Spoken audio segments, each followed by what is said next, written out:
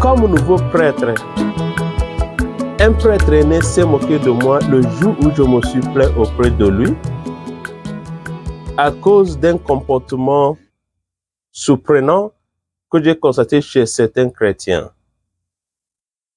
C'est-à-dire qu'ils vont venir vers vous en pleurant face à une situation difficile. Ils vont solliciter le soutien spirituel. Et quand, pauvre prêtre, je me lance dans la prière et parfois en jeûnant, mais personne ne reviendrait vous dire que le problème est résolu. J'apprendrai que le problème est résolu le jour où je prends l'initiative de poser des questions. On va vous dire, ah, Père, c'est déjà résolu et depuis longtemps, et ainsi de suite, ou bien il y a quelques jours, il y a quelques temps, c'est déjà résolu. Mais pourquoi vous ne venez pas vers moi pour me dire c'est résolu quand vous êtes venu vers moi en pleurant? Ce n'est pas moi qui ai fait, mais au moins informez-moi pour que je me désengage.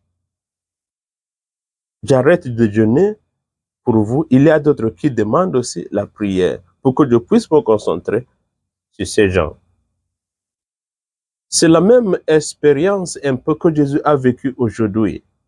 10 personnes guéries, mais une seule personne est revenue au moins informer Jésus, je suis guéri. Disons qu'il n'est pas venu pour dire merci. Il est venu pour informer, je suis guéri. C'est déjà quelque chose. Par imagination, nous pouvons dire que les 9 autres, ils ont rendu grâce à Dieu à leur manière et ils sont partis fêter avec leur famille, rendre grâce à Dieu aussi à leur manière. Mais il fallait revenir dire à Jésus, au moins l'informer, même si vous pensez que ce n'est pas lui qui avait guéri, mais revenez l'informer, ah, nous sommes arrivés chez le prêtre et nous avons constaté notre guérison. C'est déjà suffisant. C'est ça la gratitude. La gratitude est une vertu. Et la première lecture de ce dimanche aussi nous présente Naaman qui revient après sa guérison pour rendre grâce au Seigneur à travers le prophète Élisée, même si celui-ci a refusé tous les dons qu'il a amenés. Bien-aimés dans le Seigneur, aujourd'hui, je voudrais partager avec nous 3 avantages de l'action de grâce. Premier, plus de vertu. Un adage Igbo du Nigeria affirme que Ekelonya Gede Ogotozo, et une traduction non littérale de cela dit que quand on remercie le cuisinier, il est motivé de cuisiner davantage. C'est dire que l'action de grâce ouvre davantage de portes. L'action de grâce, la gratitude n'ajoute rien au bienfaiteur, mais le motive de faire davantage. Quand Naaman est revenu pour rendre grâce, le prophète Élisée avait refusé ses dons. Mais en plus de cela, la grâce de conversion lui a été ajoutée.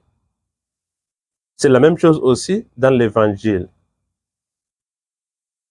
Le seul qui est revenu pour rendre grâce au Seigneur, le don de salut lui a été accordé. Jésus lui dit, va, ta foi t'a sauvé.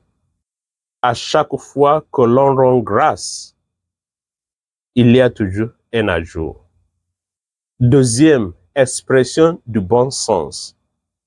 La gratitude est fondamentalement une expression, une démonstration du bon sens et un geste moral. C'est pour cela, dans la théologie morale, l'adoration est un devoir moral. Nous devons adorer Dieu parce qu'il nous a créés, parce qu'il nous donne la vie. L'adoration est une action de grâce à Dieu. La gratitude est une manière de dire au bienfaiteur que sa bonté est reconnue et agréée. C'est l'appréciation. Et Jésus demande aujourd'hui, dans l'évangile, n'est-ce pas 10 qui étaient purifiés? Où sont les 9 autres? Personne d'autre n'est venu rendre grâce à Dieu sinon cet étranger. La quatrième préface commune affirme: nos chants n'ajoutent rien à ce que tu es, mais c'est toi qui nous inspires de te rendre grâce. L'action de grâce, la gratitude, l'appréciation est une manifestation, une démonstration, une expression de bon sens. Troisième, l'exaltation de Dieu. C'est une reconnaissance de sa suprématie. La gratitude envers nos frères et sœurs est considérée comme une simple appréciation. Mais face à Dieu, ça devient une action de grâce. Elle comporte une dimension d'adoration. C'est dire que face à des êtres humains, la gratitude est un geste de courtoisie. Mais face à Dieu, c'est une expression d'allégeance et de soumission spirituelle. C'est une reconnaissance de sa suprématie, puisque nous ne pourrons jamais rembourser ces gestes de bonté. Bien-aimés dans le Seigneur, la gratitude peut s'exprimer soit par les gestes, soit par la parole. Paul a compris cela dans la deuxième lecture. Il a compris que la meilleure manière de rendre grâce à notre Seigneur Jésus-Christ pour tout ce qu'il a fait pour nous, c'est de lui être fidèle, d'annoncer son évangile, d'obéir à tout ce qu'il nous a enseigné. Demandons au Seigneur de nous accorder la grâce de cultiver l'habitude, la vertu de gratitude envers lui, notre Dieu, entre les époux, entre les frères et sœurs, entre amis et collègues, etc. Et que Dieu bénisse sa parole dans notre cœur.